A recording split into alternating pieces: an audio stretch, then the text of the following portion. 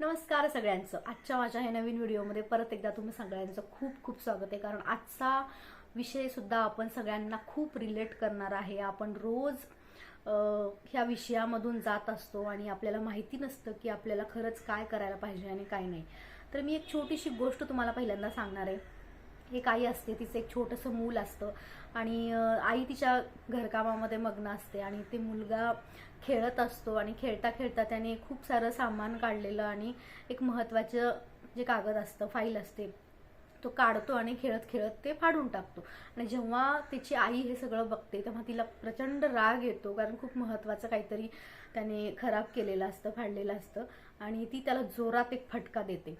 Okay, तर ह्या सगळ्या सिनेरिओवरून तुम्हाला काय समजलं की यस, ऑब्वियस असतं किंवा आपण सगळेजण सुद्धा खूपदा हे करतो की आपल्याला इन्स्टंट जेव्हा राग येतो तेव्हा आपण नेमकं काय करून जातो, काय बोलून जातो हे आपल्याला सुद्धा माहिती नसतं. इवन आपण मराठीमध्ये आपल्याला ही म्हण सुद्धा माहिती आहे की राग आणि भीक माग. ओके, सो कुठल्याही दोन व्यक्तीमध्ये किंवा कधीही कुठेही जर काहीतरी भांडण चालू असेल किंवा काहीतरी कलश झालेला असेल किंवा एकमेकांना खूप बोलून घेत असतील, भलेही समोरचा व्यक्ती चुकीचं जरी बोलत असला, तुमच्यावर वेगळे आरोप टाकत असला, काहीही असला विषय, तरी सुद्धा आपल्याला त्या वेळेला शांत बसायचंय.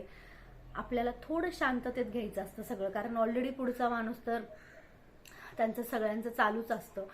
त्यावेळेला आपल्याला स्वतःला शांत ठेवायचंय, जेणेकरून आपण रागामध्ये कुठलंही चुकीचं पाऊल उचलणार नाहीत, कुठलाही चुकीचा विचार करणार नाहीत. कारण एवढ्या फास्टमध्ये आपण व्यवस्थित काहीच विचार न करता काहीतरी इन्स्टंट डिसिजन घेत असतो. त्यामुळेच राग आणि भीक माग असं म्हटलं गेलेलं आहे. सो आपल्याला रिॲक्ट कडून रिस्पॉन्डकडे जायचे. तर रिस्पॉन्ड कसं करायचं ह्या सगळ्या गोष्टीला, कारण राग तर भयंकर आलेला असतो, चूकही नसते खूपदा काही देणं घेणं नसतं, तरी सुद्धा आपल्याला खूप काही ऐकवलं जातं किंवा ऐकावं लागतं. किंवा मग कुठेतरी पब्लिक एरियामध्ये काहीतरी झालेलं असेल, कुठल्या तरी अनोळखी व्यक्तीसोबत काहीतरी आपलं भांडण झालेलं असेल, तर अशा वेळेला आपल्याला थोडं शांततेतच घ्यावं लागेल. कोणासाठी? स्वतःसाठी, आपल्या सगळ्यांसाठी, स्वतःसाठी.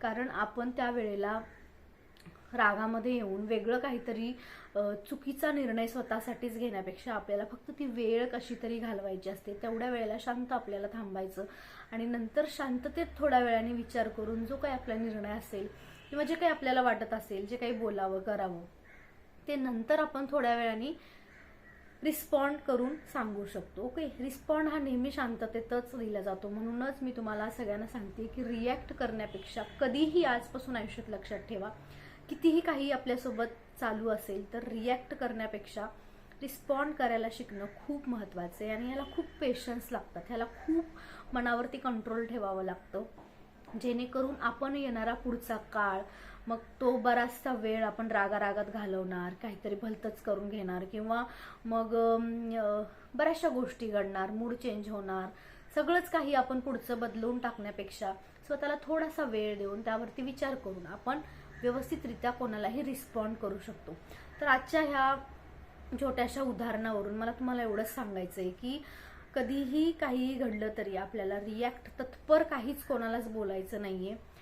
थोडा वेळ घेऊन, थोडा विचार करून मग तुम्ही त्या व्यक्तीला रिस्पॉन्ड करा. मी असं म्हणत नाहीच आहे की आपल्याला बोलून कोणाचंही गप्प बसून घ्यायचंय, पण ॲटलिस्ट स्वतःला वेळ देऊन काय चुकीचं आहे, काय बरोबर आहे ते आपल्यालाही माहिती असलं पाहिजे. आणि ह्या सगळ्यावरून आपण जो काही आहे आपला तो निर्णय आपण सांगू शकतो, बोलू शकतो. येस, कसा वाटला आजचा विषय तुम्हा सगळ्यांना? आणि येस, रिॲक्ट नाही करायचंय आपल्याला, सगळ्यांना रिस्पॉन्ड करायचे, जेणेकरून आपण आणि आपल्यासोबतचे सगळेच जण आपण नेहमी छान आनंदी राहू.